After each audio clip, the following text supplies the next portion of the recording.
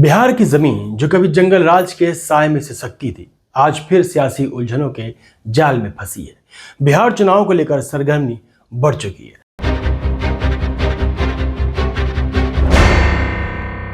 नमस्कार, आप देख रहे हैं फैक्ट नाउ इंडिया।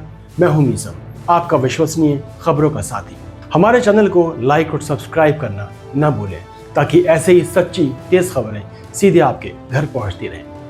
जैसे जैसे वोटों की तारीख नजदीक आ रही है, समीकरण भी उतनी ही तेजी से बदल रहे हैं। प्रधानमंत्री नरेंद्र मोदी पूरी तरह चुनावी मोड में आ चुके हैं। रोड से लेकर ताबड़तोड़ रैलियां निकाली जा रही हैं। महागठबंधन भी अपने मुद्दों के साथ धुआंधार प्रचार कर रहा है। तेजस्वी और राहुल की रोज की कई रैलियां देखने को मिल रही हैं।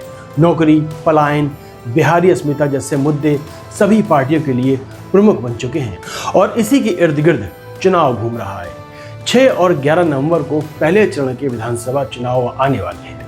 कोई विकास की बात करता है तो कोई एक दूसरे पर ताने कसता है। एनडीए कहता है डबल इंजन से बिहार को विकसित बनाएंगे। महागठबंधन सामाजिक न्याय और नौकरी की लालच दे रहा है। लेकिन असल में ये 243 सीटों का खेल नहीं, बल्कि दिल्ली की कुर्सी हिलाने वाला दांव है। अगर एनडीए हारा तो नीतीश कुमार का पलटना केंद्र को महंगा पड़ेगा, जैसा कि सोशल मीडिया पर चर्चा है। सीट बंटवारा दोनों तरफ ड्रामा लेकर आया है। एनडीए ने 12 अक्टूबर को फैसला किया।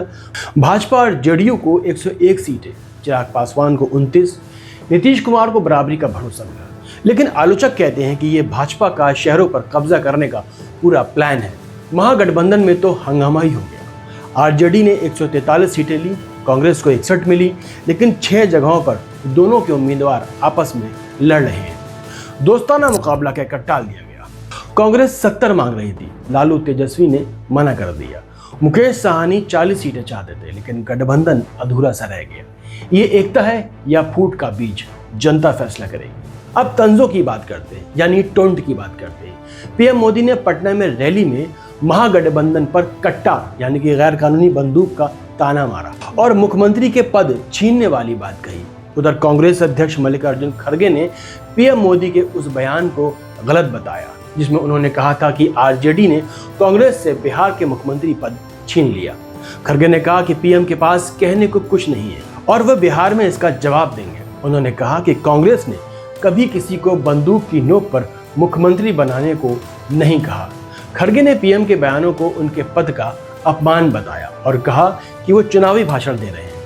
वहीं अमित शाह ने कहा 14 नवंबर को आरजेडी का सूपड़ा साफ हो जाएगा। सीएम योगी आदित्यनाथ ने राहुल गांधी, तेजस्वी यादव, अखिलेश यादव पर अपराधियों को गले लगाने का इल्जाम लगाया, लेकिन महागठबंधन ने पलटकर एनडीए को भ्रष्टाचार का साथी कहा। ओवैसी की पार्टी ने कहा हम वोट काटने नहीं, मुसलमानों का हक बचाने आए। ये ताने सिर्फ बोल नहीं, जाति मजहब के पुराने जख्मों को कुरेदने का हथियार है। यादव मुस्लिम महागठबंधन की ताकत, नीतीश की थकान एनडीए की कमजोरी है। कई सर्वे कहता है हवा तेजस्वी के पक्ष में है। एक सर्वे में महागठबंधन को 140 से 160 सीटें, एनडीए को 75 से 90, तेजस्वी को सीएम बनाने का 56% समर्थन, नीतीश को सिर्फ 24%। लेकिन बिहार में जाति की गिनती ही सब तय करती है। यादव मुस्लिम दलित महागठबंधन के साथ, ऊना एकरोटी या एनडीए का दांव। नीतीश ने एक वीडियो में कहा 2005 से सेवा कर रहा हूं। ये भावुक अपील है, लेकिन नौकरी और पलायन रोकने का वादा ही जीत दिलाएगा। ये चुनाव सिर्फ बिहार का नहीं, पूरे हिंदुस्तान का आईना है। अगर महागठबंधन जीती तो दिल्ली में हलचल मचेगी, एनडीए हारी तो डबल इंजन की हवा निकल जाएगी। तो बिहार के भाइयों बहनों, तानों के शोर में विकास की आवाज मत दबने देना। वोट दो, लेकिन सोच समझ कर। बिहार फिर चमके, हरा भरा रहे, यही दुआ है। जय बिहार।